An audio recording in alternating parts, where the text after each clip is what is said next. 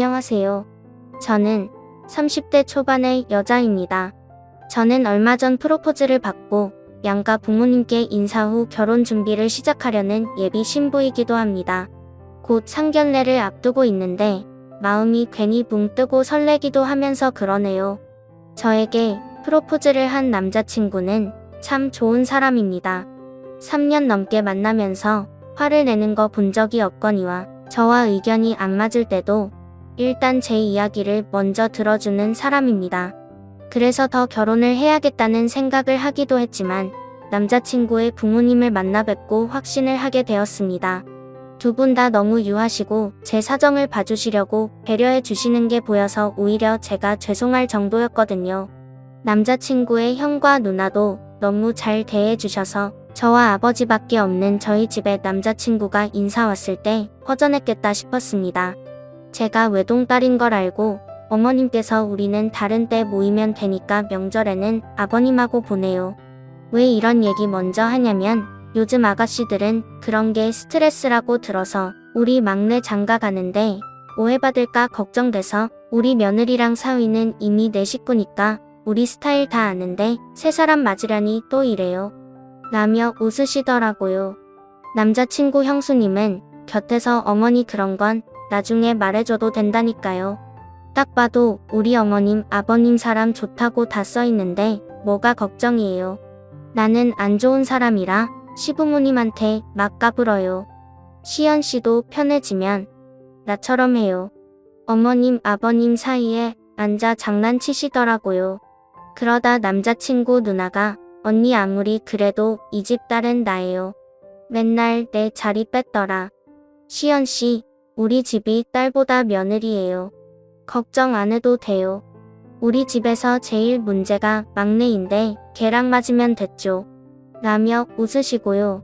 남자친구 형과 아버님은 그저 허허 웃으시며 여자들의 수다를 바라보시더라고요.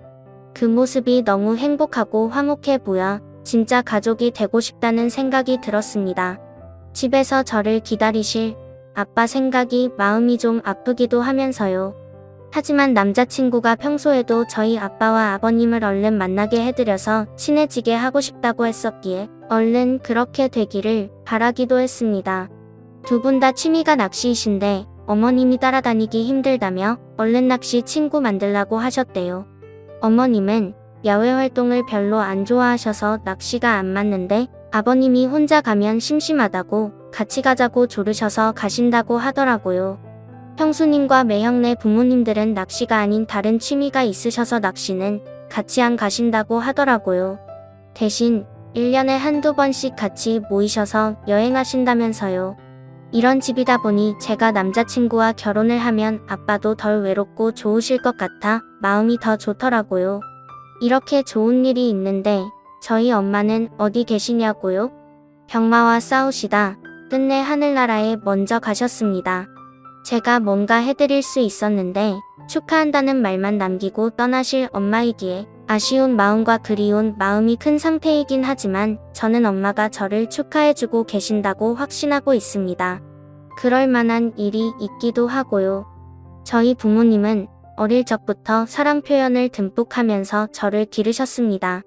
두 분이 모두 도배 일을 하시느라 바쁘셨을 텐데 항상 저에게 사랑한다는 말을 넘치게 해주셨고 안아주시고 뽀뽀해주시고 잘 때도 꼭 안고 주무실 정도로 하나밖에 없는 딸 물고 빨고 우쭈쭈 하면서 기르셨습니다.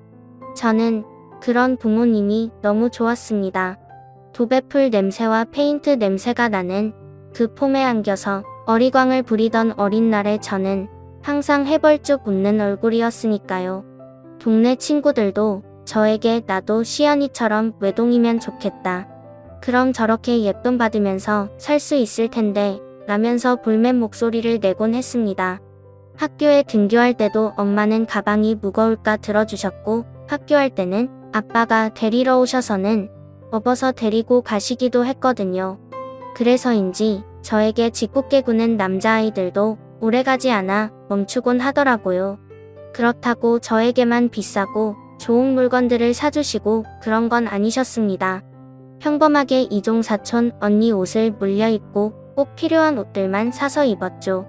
그래도 나름 학교에서 맵시가 좋다는 소리도 듣기도 했고 제가 입은 옷을 따라 입는 친구들도 있었습니다. 제가 엄마를 닮아 어릴 적부터 키가 크고 살집이 없는 체형이라 그런 탓도 있을 테지만 소위 말하는 옷발이 좋아서인지 태가 나는 타입이었거든요. 엄마는 이렇게 예쁜데 새 옷 입으면 더 예쁠 텐데 미안해. 엄마가 다음엔 꼭 새 옷 사줄게 라고 하시곤 하셨습니다. 하지만 사촌언니 위로도 여자 형제가 없었고 사촌언니와 제가 1살밖에 차이가 나지 않았기 때문에 옷은 깔끔했었기에 저는 불만이 없었습니다. 다행인 건지 언니와 제가 체형도 비슷하고 취향도 비슷한 데다 좋아하는 색도 비슷했기에 더 그랬던 것 같습니다. 그래서 엄마 옷이 깨끗하기만 하면 됐지 새 옷이 아예 없는 것도 아니고 하면서 넘기곤 했습니다. 그 덕인지 저는 중고 옷이나 구제 옷들에 크게 거부감이 없이 텄습니다. 지금 종종 중고로 구입해 입기도 하고 있고요. 아빠는 그런 저에게 우리 딸은 쌀가마니를 걸쳐도 예뻐 엄마 닮아서 얼마나 다행이냐. 공주님이야 공주님이라며 안아 올려주시며 예뻐해 주셨습니다. 엄마는 그런 저와 아빠를 보며 환하게 웃으셨는데 그 얼굴을 보면 저까지 행복해지곤 했습니다. 정말 기쁜 표정이셨거든요. 엄마는 이모와 시골에서 도시로 상경해 두 분이서 공장 기숙사에서 지내셨다고 하더라고요. 그러다 이모님이 소개를 받기로 하시기로 한 자리에서 엄마가 대신 나가게 되셨다고 하더라고요. 그 자리에서 아빠를 처음 만나게 되셨대요. 아빠는 엄마를 보고 첫눈에 반하셨고 죽자 살자 따라다니셨대요. 할아버지가 도배일을 하시면서 아빠와 고모를 키우셨고 아빠는 할아버지를 도우러 따라다니다가 아예 도배일을 물려받아 하시고 계셨다고 하더라고요. 그 점을 이용해 아빠는 엄마에게 굶어 죽지는 않게 해주겠다며 매일 기숙사 앞으로 찾아오셨다고 해요. 그런 아빠를 처음에는 만나주지 않던 엄마는 점점 마음을 여셨고 이모보다 먼저 결혼을 하셨답니다. 외할아버지와 외할머니는 이모가 결혼할 때까지 기다리라고 하셨는데 아빠가 주말마다 내려가서 농사일도 돕고 잔심부름 해가면서 사정을 해 겨우 허락을 받고 먼저 결혼을 하셨다고 하더라고요. 그렇게 결혼을 하면서 엄마는 일을 그만두고 살림을 하셨는데 갑자기 할아버지가 돌아가시면서 아빠 혼자 일을 하시느라 힘들어 하시니까 엄마도 돕는다고 따라가시는 걸 시작으로 두 분이서 같이 하시게 되었다고 하더라고요. 이모는 엄마보다 2해나 늦게 결혼을 하셨는데 뱃속에 사촌언니가 먼저 생겨 결혼을 하셔서 엄마보다 먼저 엄마가 되셨다고 해요. 엄마와 아빠는 아이를 엄청 기다리셨는데 생기지 않았다고 해요. 그러다 이모가 임신하셨다는 소식에 엄마가 너무 셈이 나서 속이 상할 정도셨는데 그 다음 해에 제가 태어난 거죠. 엄마는 그 이야기를 하시면서 엄마가 생전 너의 이모를 부러워하고 샘낸 적이 없었는데 세상에 아기 가진 게 그렇게 부럽고 셈이 나더라. 온전히 축하를 못했어. 속이 아파서. 그랬는데 너가 생기니까 마음이 괜찮더라고. 라며 웃으셨습니다. 저를 안고 이야기하실 때도 있고 얼굴을 맞잡고 하실 때도 있었는데 그때 올려다보던 엄마의 눈 속에 저를 찾아보는 게 좋았습니다. 저를 감싸는 사랑이 더 크게 느껴지는 것 같았거든요. 그래서 엄마에게 사촌언니 태어날 때의 이야기를 괜히 묻고는 했습니다. 그럼 엄마는 또 저를 안고 제 눈을 바라보면서 이야기를 해주셨으니까요. 제가 태어나고 엄마와 이모는 사이가 더 좋아지셨는데 이모는 저보다 2살 어린 사촌 남동생을 낳으시면서 이모가 저를 같이 봐주실 때도 많았습니다. 이모부는 엄마와 이모가 같이 다니던 회사에서 만나셨다는데 자세한 내용은 모르고 결혼하시면서 저희 집 근처에 장사를 시작해 이사를 오셨다고 했거든요. 그래서 가까이 살다 보니 저를 이모 댁에 자주 맡기셨습니다. 가면 사촌 언니도 있고 동생도 있으니 심심하지 않아 좋았고 숙제도 같이 하니까 저도 좋았고요. 그런데도 엄마는 제가 학교에서 돌아와 같이 보내지 못하는 시간에 대한 미안함을 크게 가지시거나 하셨습니다. 처음에 학교에 입학할 때도 걱정을 크게 하셨죠. 혹시나 엄마가 일한다고 아이들이 따돌리고 엄마들이 친한 아이들끼리만 놀게 할까봐요. 괜한 걱정이었는데 말이죠. 그런 엄마께 아빠는 당신이 가서 기 좀 죽여주고 와. 그럼 애들도 우리 시연이 함부로 얕보지 못할 거 아냐. 라면서 집 근처 가장 좋은 여성복 매장에 가서 코트를 사주셨습니다. 짙은 녹색의 코트는 엄마와 너무 잘 어울렸고 정말 입학식에 온 엄마들 중 제일 예뻐 보였습니다. 그래서 저는 입학식 내내 기분이 더 좋았습니다. 저렇게 예쁜 사람이 우리 엄마라는 사실이 자랑스럽기도 했으니까요. 그래서 방실방실 잘 웃고 대답도 잘하면서 신이 난 것을 감추지 않았던 것 같습니다. 그렇게 입학식을 끝내고는 예쁜 엄마 손을 잡고 싱글벙글 웃으며 아빠를 만나러 갔습니다. 같이 짜장면을 먹으러 가기로 약속을 해놓은 상태였거든요.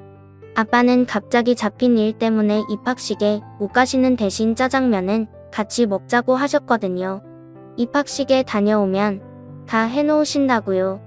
하지만 아빠는 일이 많으셨는지 서두르셨는데도 다 못하셨더라고요. 그런 아빠를 본 엄마는 이걸 혼자 다 했어요? 힘들었겠네. 여기만 하면 되죠? 얼른 해요. 내가 도와줄게. 우리 시연이가 엄마 예쁘다고 칭찬을 해줘서 내가 기분이 좋아. 당신이 사준 코트 덕 좀 봐서 내가 인심 쓴다.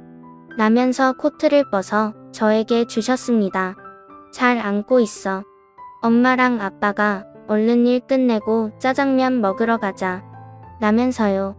엄마의 당부에 알았다고 씩씩하게 대답을 하면서 받아든 그 예쁜 코트를 저도 입어보고 싶더라고요. 엄마가 입었을 때는 엉덩이 아래까지 덮는 길이었지만 갓 초등학교에 입학한 저에게는 발목까지 오더라고요. 그래도 걸치고 기분 좋게 왔다 갔다 하며 모델처럼 이리저리 걸으며 뽐내듯 다녔습니다. 그러다 코트가 벗겨지며 엉덩이 안쪽에 페인트가 묻었습니다. 엄마 아빠는 일하시느라 그 장면을 못 보셨고 흐릿하게 묻은 페인트는 자세히 보지 않으면 모르겠더라고요. 그래서 저는 은근슬쩍 코트를 다시 입고는 엄마에게 말하지 않았습니다. 처음 입은 코트에 페인트를 묻혔다고 말을 해 엄마의 기분을 해치고 싶지 않았거든요. 그냥 저 혼자 조용히 묻어두면 아무도 모르겠거니 싶었습니다. 일을 마치신 엄마와 아빠를 아무렇지 않게 맞이하고는 짜장면을 먹으러 갔습니다. 얼마나 맛있던지 다음날 사촌 언니와 사촌 동생에게 자랑을 할 정도였습니다. 엄마랑 아빠가 저녁은 이모부가 하시는 치킨집에서 치킨을 사주셨는데 그것도 자랑을 했을 정도였습니다. 지금도 제 기억 속에 초등학교 입학일은 가장 완벽한 날 중에 하루였습니다. 엄마와 아빠가 저를 위해 온전히 하루를 보낸 날들은 모두 행복했지만 유난히 그날은 더 그렇게 느껴졌습니다. 왜인지는 아직도 모르겠어요. 어쩌면 엄마의 표정이 너무 행복해 보여서일 수도 있고 엄마가 유난히 더 예뻤던 날이어서일 수도 있다는 생각을 하지만 엄마는 그 후로 좋은 일이 있을 때마다 그 코트를 입으셨고 그때마다 더 예쁘셨습니다. 아빠도 엄마가 그 코트를 꺼내어 입으실 때면 아이고 사모님 오늘따라 더 멋부리셨습니다. 라면서 웃으시곤 하셨으니까요. 제가 만들어 놓은 페인트 자국은 잊어버리고 그저 엄마가 그 코트를 입고 외출하시는 날에는 엄마가 예쁘다고 생각했습니다. 그런 날들은 생각보다 많진 않았지만 엄마의 몇 안 되는 외출복 중 제일 엄마와 잘 어울리는 옷이라고 생각했습니다. 그래서인지 그 코트에 대한 남다른 애착이 있었던 것 같기도 하고요. 그냥 그 코트를 입은 엄마의 모습을 근사하다고 생각하며 더 좋아했던 것 같습니다. 학부모 모임, 친척들 결혼식, 부모님 친구분들, 각종 행사 등등 엄마는 그 녹색 코트를 입고 참석하시며 맵시를 뽐내셨습니다.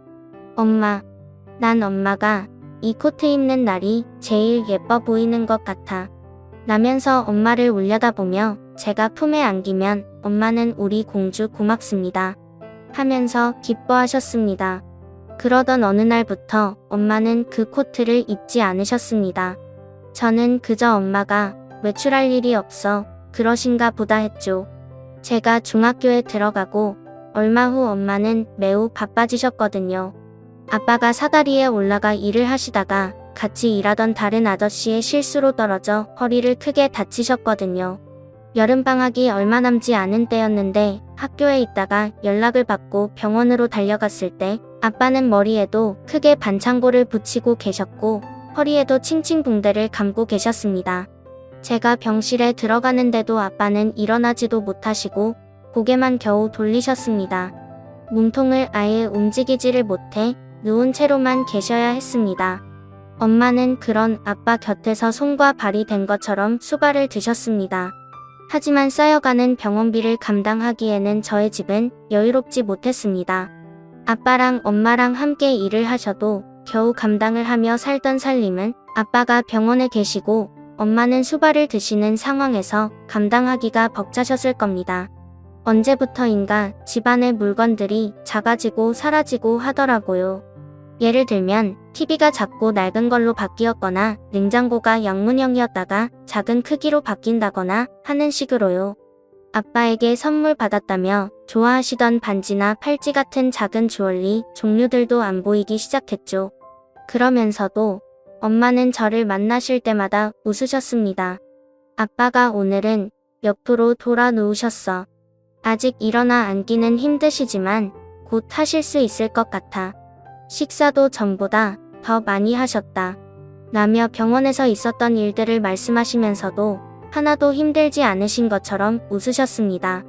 아빠는 엄마가 아빠 때문에 너무 힘들어 하시지 얼른 일어나야 될 텐데 시연이한테도 미안해 아빠가 지금 이러고 있으면 안 되는데 라며 속상해 하시기도 하셨는데 엄마는 그런 티가 전혀 나지 않았습니다.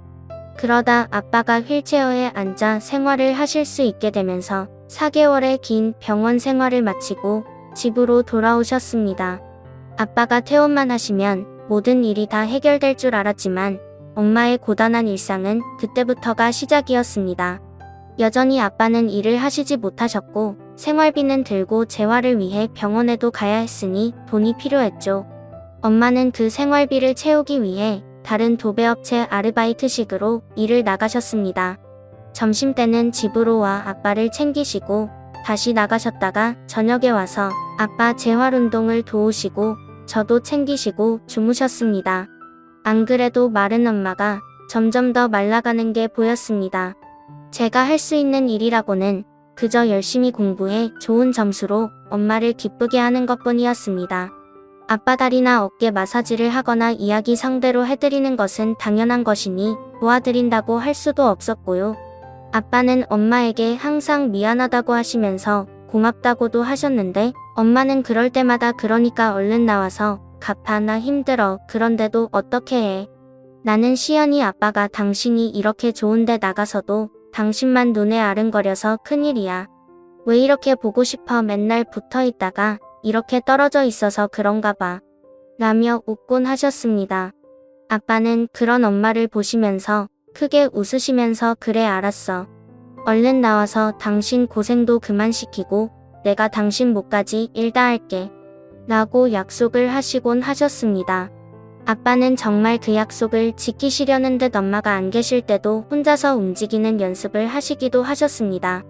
다행히도 발끝까지 감각이 무뎌지지 않았던 아빠는 열심히 재활을 하면 걸을 수 있다고 하셨거든요. 그래서 아빠도 열심히 노력하셨습니다. 그 결과 퇴원한 지 6개월 만에 목발을 짚고 걸으실 수 있었고 제 고등학교 입학식에는 지팡이를 짚고 오실 수 있으셨습니다. 물론 일을 하실 수는 없으셨지만 엄마가 신경을 덜 쓰실 정도로 되신 것만 해도 엄마는 기뻐하셨습니다. 너희 아빠가 저렇게 열심히 하는데 엄마도 더 열심히 해야지. 반찬도 더 신경 써야지. 라면서 저에게 신나서 이야기하셨거든요. 이모랑 이모부는 아빠가 집에만 계시기 시작하면서 집으로 자주 놀러 오셨습니다. 오셔서는 괜히 이 얘기 저 얘기하고 가시곤 하셨죠. 이모부는 치킨도 튀겨 오시고 이모는 반찬을 만들어 오시기도 했고요.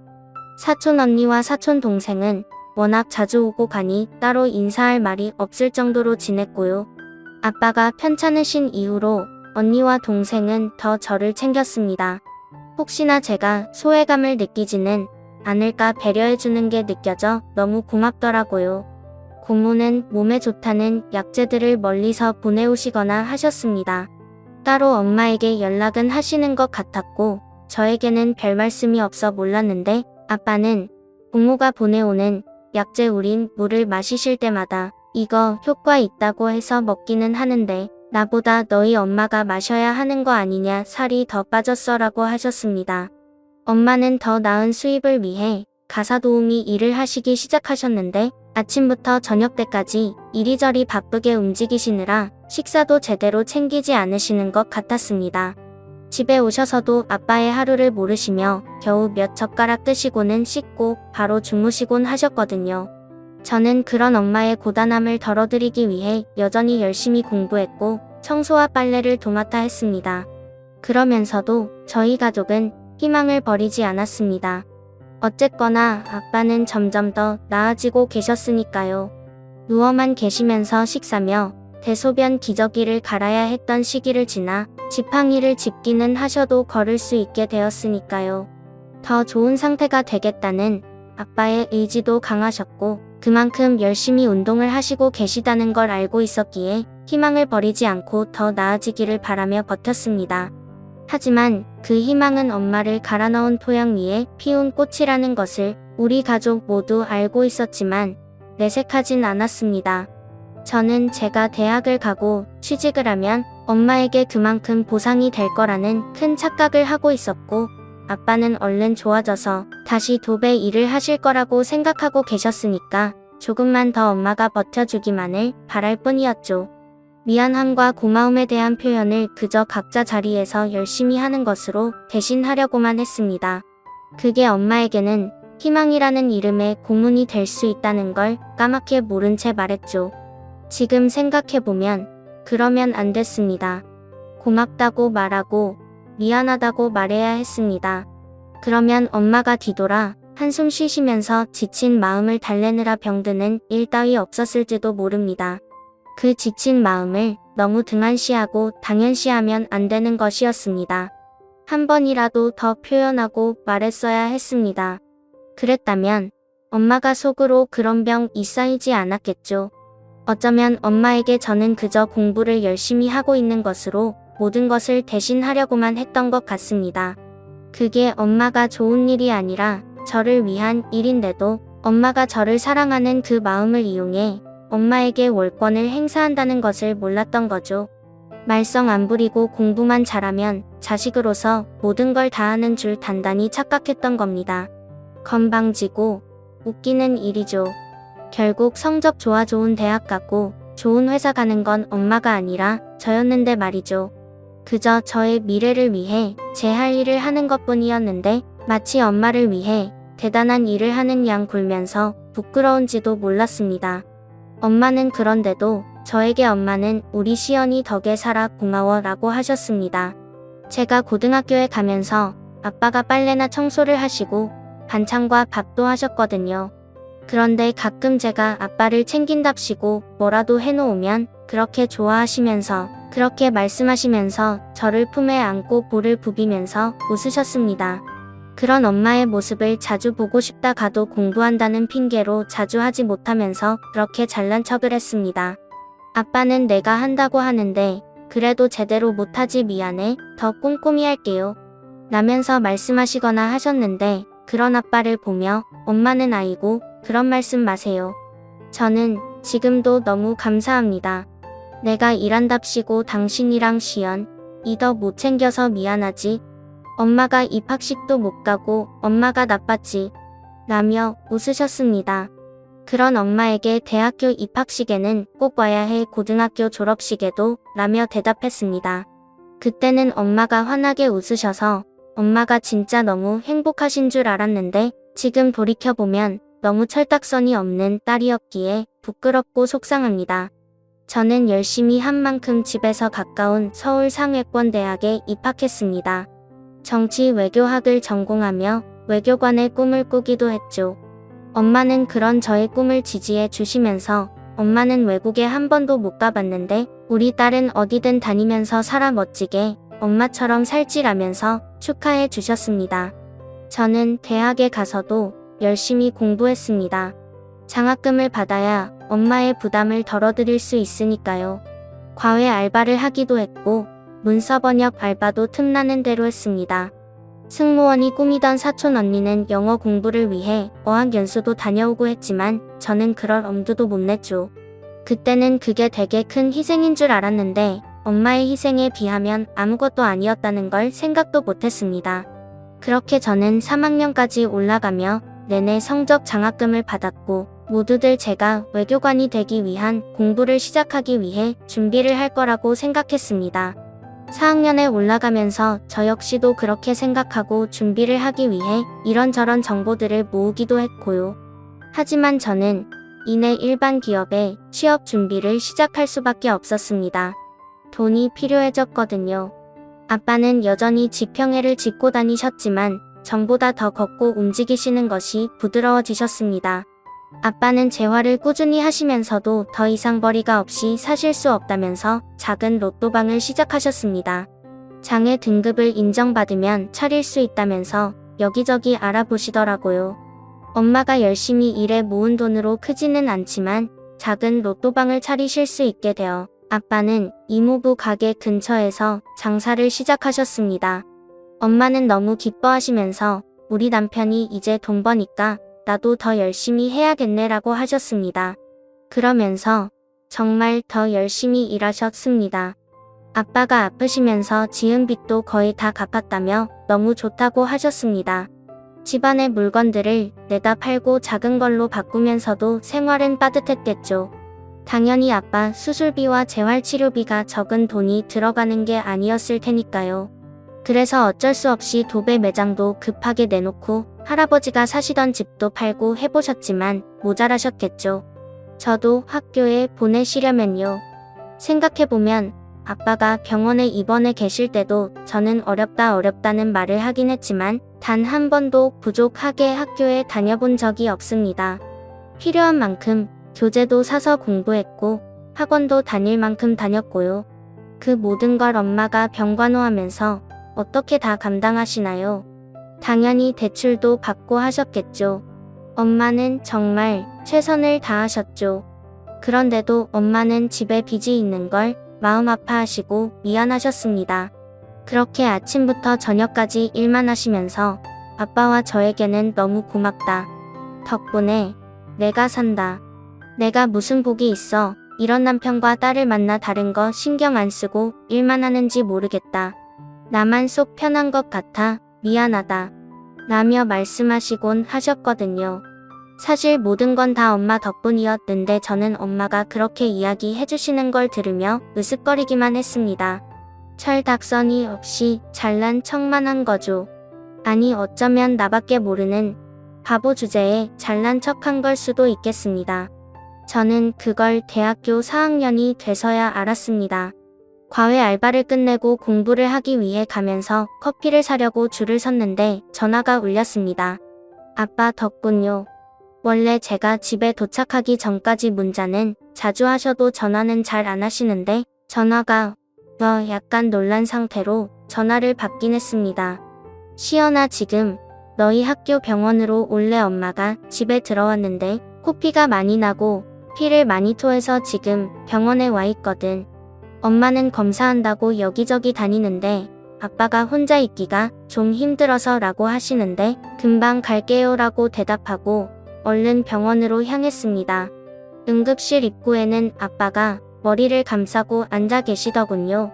곁에 둔 지팡이가 아니었다면 아빠를 찾을 수 없었을 정도로 구겨 지듯 계신 아빠를 보니 괜히 눈물부터 났습니다. 엄마는 이라고 물으며 제가 곁에 가서 앉으니 그제야 아빠는 고개를 드셨습니다. 그러더니 엄마는 지금 계속 검사해. 엄마가 너무 힘들었나 봐. 아빠 잘못이지 뭐 이제 조금 편해지나 싶었는데 라고 말을 하셨습니다. 그 말을 하는 내내 겨우 울음을 참는 아빠를 보고 있자니 저 또한 눈물이 맺혔습니다. 엄마의 몸이 나빠질 거라는 것은 왜 생각도 하지 못했을까요? 그렇게 마른 엄마가 소화가 안 된다면서 식사를 겨우 몇 숟가락 하시는 걸 보았으면서 왜 엄마는 괜찮을 거라고 생각했을까요? 왜 엄마는 내가 열심히 하고 있으니 다 좋을 거라고 착각을 했을까요? 엄마는 그저 다 괜찮은 줄로만 알았던 어리석은 제가 정말 미웠습니다. 바로 입원실로 입원을 한 엄마는 몇 가지 검사를 더 받으셨습니다. 엄마는 혈액 검사를 받은 후에도 정밀 검사가 더 필요하다며 MRI, CT 같은 드라마에서 보던 검사들을 받아야 하셨습니다. 엄마는 정신을 잃지는 않으셨기에 괜찮아. 진짜 그동안 하나도 안 아팠으면 먼저 병원에 왔지. 그냥 너무 피곤해서 그런 거야. 검사비 아깝게 라고 하시는데 엄마 좀 지금 그런 말이 나와 하라는 검사다 해 나 돈 있어. 라면서 화를 냈습니다. 엄마에게 화가 난 게 아니었는데요. 엄마는 그런 저를 보며 웃으셨지만 이내 표정이 굳어지시더라고요. 아마 걱정도 되셨을 테고 화를 내는 제게 서원도 하셨겠죠. 그때도 그냥 좋게 웃으면서 말을 했어야 했는데 그러지 않은 게 지금까지도 마음이 아플 줄은 몰랐습니다. 검사 결과 엄마는 위암이라는 병을 진단받으셨습니다. 아마도 불규칙한 식사와 일에 쫓겨 혈내벌떡 먹는 습관이 여러 위장 장애를 일으켰을 거라고 짐작을 할 뿐이었습니다. 외할머니가 살아생전에 잘 체하셔서 그저 유전이라고 체질이라고만 알았는데 그게 아니었던 거죠. 이미 3기이고 전이가 의심되어 수술을 시도하고 항암 치료를 받아야 한다는 의사 선생님 말씀이 귀에 들어오지 않고 진료실을 맴돌았습니다. 아빠는 엄마의 손을 잡고 고개를 응급실 대기실에서 보다 더 숙이셨고 저는 멍하니 그런 엄마와 아빠 의사 선생님을 바라볼 뿐이었습니다. 일단 수술 날짜를 잡고 퇴원을 하기로 했습니다. 집에 돌아온 엄마는 바쁘셨습니다. 일하던 곳에 사정을 말을 하고 대타를 구해줘야 했고 여기저기 보험사에 암 진단받은 것을 문의하고 진단비와 수술비를 수령하는 것을 알아보시고 여러 서류를 꺼내 저와 아빠가 보기 편하게 정리를 하시는데 정신 없으시더라고요. 아빠에게는 보험 증서와 통장 공과금 처리를 어떻게 하는지 알려주시면서 나 수술하고 있으면 당신이 수고 좀 해줘요. 내가 누워서 할 수가 없어서 그래요 라며 웃으시는데 그조차도 힘들어 보였습니다. 그제야 그게 보이더라고요. 엄마가 웃는 것조차 지쳐 있었다는 것이요. 저에게는 엄마가 예전에 생활이 어려워서 결혼 반지랑 장신구를 다 팔았지 뭐니 그때는 한 푼이 아쉬워서 팔았는데 이럴 줄 알았으면 결혼 반지라도 둘 걸 시연이 물려주게 라며 웃으시더라고요. 그러시더니 병원에 가시기 위해 옷을 챙기시는데 옷장이 휑하더라고요. 정말 일하실 때 옷 말고는 없는 그 옷장을 보는데 눈물이 핑 돌았습니다. 엄마 옷 좀 사야겠다. 이게 뭐야 입을 만한 게 하나도 없네. 엄마 전에 왜 아빠가 비싸게 사줬던 그 코트는 어쨌어? 그거 엄마한테 잘 어울렸는데 라고 물으며 괜히 엄마 옷장을 뒤적거렸습니다. 그거 진짜 예뻤는데 옷감도 도톰하고 좋은 옷이어서 비싸게 팔았지. 그때 구제옷집에 돈 될 만한 옷은 다 팔았어. 그 돈도 아쉬워서 라면서 엄마는 또 웃으시더니 아휴 그런 얘기는 그만하자.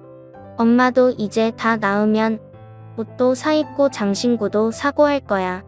수술하고 항암 치료 잘 받고 얼른 나을 테니까 시연이는 외교관 되는 거나 신경 써라고 하시더라고요. 저는 아무 말도 못하고 울었습니다. 엄마는 좋아하는 옷조차 포기하고 살아온 그 시간 동안 저는 모든 걸 누리며 살았으니까요. 엄마의 그런 희생을 모르지 않았으면서 약간씩 도우며 대단한 일을 하는 양 착한 척하면서 말이죠. 그런 저의 허영과 자만에 대한 대가로 엄마는 병들어가고 있었는데 그걸 모르고 있었다는 게 너무 부끄럽고 미안해 울었습니다. 그런 바보 같은 딸에게 항상 미안하고 고마운 더 바보 같은 엄마가 안쓰러워 울었습니다. 그러면서도 저를 위해 살라는 엄마의 말에 안심하는 제가 징그러워 울었습니다. 그래서 저는 여기저기 엄마의 코트와 비슷한 코트를 찾기 위해 애를 썼습니다. 엄마가 코트를 샀던 그 브랜드는 이미 없어진 지 오래라 비슷한 옷을 찾기란 힘들더라고요. 엄마에게 퇴원 선물로 하고 싶어서 찾는데 아무리 뒤져도 비슷한 디자인의 그 세 개 코트를 찾을 수가 없었습니다. 그러면서 저는 취업 준비를 하기 시작했습니다. 엄마에게 조금이라도 도움이 되고 싶어서요. 수술을 하시고 항암을 받으시면서 생활비 걱정 없이 편하게 지내게 하려면 제가 안정적인 수입이 있어야겠더라고요. 그래서 저는 외교관이라는 오랜 꿈을 접고 취업을 하기로 결심했습니다. 저는 남미 쪽에 관심이 많아 영어와 스페인어를 공부하고 있었기에 언어 특기를 살려 무역회사에 들어가면 좋을 것 같아 공부를 시작했습니다. 엄마는 그런 사실을 모르신 채로 수술을 받으셨습니다. 그저 본인은 얼른 나아서 저의 미래를 위해 다시 일하실 생각만 하셨죠. 저는 엄마를 위해 틈나는 대로 코트를 찾았지만 비슷한 디자인도 찾지 못했습니다. 그리고 운이 좋게도 몇 군데 지원을 하지 않았는데 저는 취업에 성공을 했습니다. 아빠는 기특하다 하셨지만 미안해 하셨습니다. 아빠가 너무 오래 제 역할을 못해서 엄마도 저리 병이 나고 우리 딸이 꿈도 포기하게 돼서 미안해. 아빠 잘못이다. 라면서 눈에 눈물이 고이셨습니다. 하지만 아빠는 잘못한 게 없으셨습니다. 열심히 일하시다 사고를 당하신 거고 그럼에도 불구하고 한순간도 방만하지 않고 재활에 힘쓰신 결과 혼자 거동하시고 로또방도 하시면서 엄마 병수발을 드셨으니까요. 엄마랑 아빠는 본인들의 일상과 삶이 달라졌지만 저는 일상과 삶이 하나도 달라지지 않았는데 저에게 미안하다고 하시는 부모님의 모습에서 눈물이 났습니다. 오히려 저만 더 나은 방향으로 삶이 좋아졌는데도 부모님은 제가 많은 걸 포기했다고 생각하시는 게 너무 죄스럽더라고요. 그래서 엄마랑 아빠가 고생해 주신 덕분에 내가 이만큼 잘 컸어. 이제 내 덕 좀 봐요. 뭘 잘못했고 뭐가 미안해. 나 하나 키우느라 엄마 아빠 다 골병 들었는데 내가 미안하고 고맙지라고 대답하면서 저도 모르게 주룩주룩 눈물을 흘리고 말았습니다. 아빠는 그런 저를 안고 등을 두드려 주시면서 우리 딸 아니었으면 엄마랑 아빠랑 어떻게 버텼겠니? 그러니까 이번에도 엄마한테 우리 시연이가 힘 좀 많이 줘. 그럼 엄마가 기운나서 얼른 일어날 거야 라고 하시더라고요. 그런 아빠를 껴안고 한참을 울었던 것 같습니다. 사실 엄마의 수술 결과가 좋지 못했거든요. 게다가 암덩어리가 크기도 컸고 주변으로 전이가 되어 수술을 받았지만 완벽히 제거가 되지도 않았고 2차까지 받은 항암 치료 결과도 그다지 희망적이지 않았습니다. 하지만 엄마는 마치 아무 일도 없는 듯이 치료를 받으셨고 뜨개질도 하시고 그림도 그리셨습니다. 그러면서 제가 취업에 성공한 것도 굉장히 반기시더라고요. 장하다. 그 큰 회사에 어떻게 들어갔어? 대단해 우리 딸이라며 환하게 웃으셨습니다. 그런 엄마가 너무 아파 보였습니다. 그래서 엄마를 위해 뭐라도 하고 싶어 코트 찾기를 계속했습니다. 엄마에게 그 코트를 다시 입게 하면 엄마가 처음 그 코트를 입고 제 입학식에서처럼 건강하고 예쁘게 돌아갈 것 같다는 생각도 했고요. 그렇게 열심히 코트를 찾는 걸 본 사촌 언니가 차라리 중고 거래하는 사이트에 그 브랜드 코트 찾는다고 하면서 찾아봐. 그러면 아예 똑같은 모양의 코트를 살 수 있을 수도 있잖아. 중고라도 차라리 그게 안 낫겠어 라고 하더라고요. 듣고 보니 그 말이 맞아 언니의 말대로 그 브랜드를 검색했더니 중고 거래에 많이 올라와 있더라고요. 그래서 이리저리 살피고 있는데 정말 엄마의 코트와 똑같은 코트가 판매되고 있었습니다. 떨리는 마음을 붙잡고 상세 모습을 보려고 사진을 보다가 저는 그만 엉엉 울어버리고 말았습니다. 그 옷이더라고요. 저희 엄마가 입던 옷이요.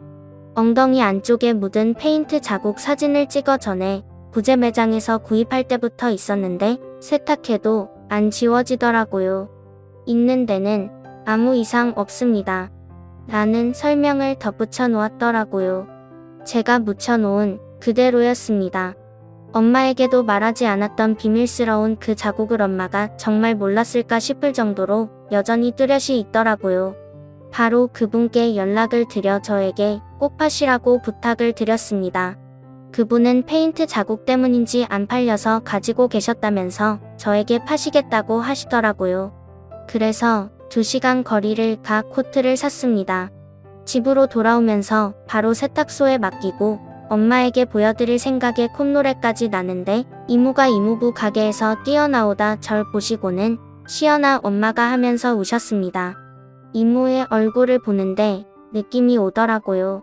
엄마는 제가 세탁소에 가던 그때 정신을 잃고 쓰러지셨고 몸이 불편한 아빠가 혼자 엄마를 추스르지 못해 이모에게 연락을 하셨다고 하더라고요. 제가 늦는다고 했었거든요. 이모와 집으로 달려가 보니 아빠는 구급차를 부르고 벌벌 떨고 계셨습니다. 엄마는 정신을 잃고 계셨지만 숨을 쉬고 계셨고요. 엄마를 들것에 싣고 구급대원들이 내려가고 아빠와 저는 같이 구급차에 탔습니다. 산소호흡기를 하고 CPR을 하는 구급대원이 환자분 정신 드세요. 구급차 아니에요. 다니시던 병원으로 이송 중입니다. 라고 하시더라고요. 엄마는 저와 아빠를 찾으셨습니다. 구급대원분이 저희에게 자리를 비켜주시자 엄마는 손을 뻗더니 사랑해 라면서 제 손을 잡으시더라고요.